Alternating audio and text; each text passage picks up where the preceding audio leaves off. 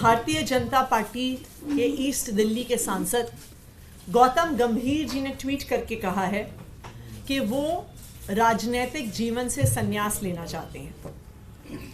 और अब आगे वो एक्टिव पॉलिटिक्स में नहीं रहना चाहते। इस ट्वीट का क्या मतलब है?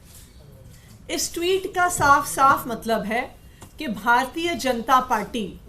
गौतम गंभीर जी का ईस्ट दिल्ली से टिकट काट रही है।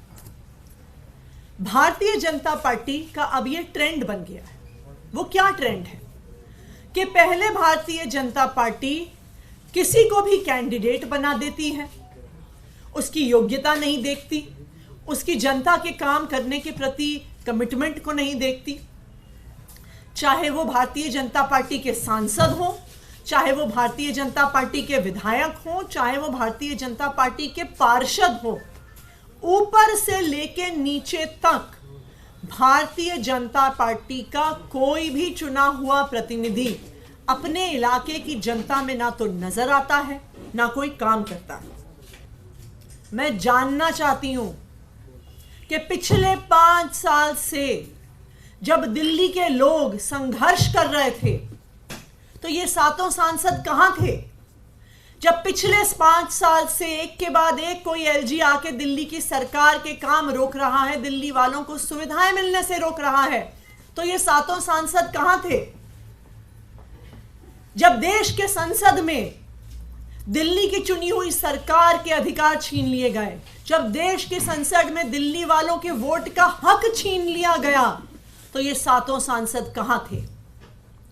जब पिछले साल भर में एक एक करके दिल्ली वालों को परेशान किया जा रहा था,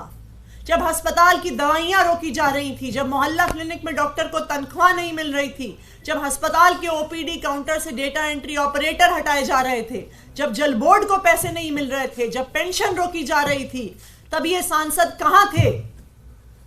तब ये केंद्र सरकार की गोद में बैठे हुए थे और दिल्ली वाले जो परेशान हो रहे थे, ये दिल्ली वालों की परेशानियों पे खुश हो रहे थे। अगर आज तक कोई एक आदमी है जो दिल्ली वालों की हक की लड़ाई सड़क से लेकर संसद तक लड़ता है,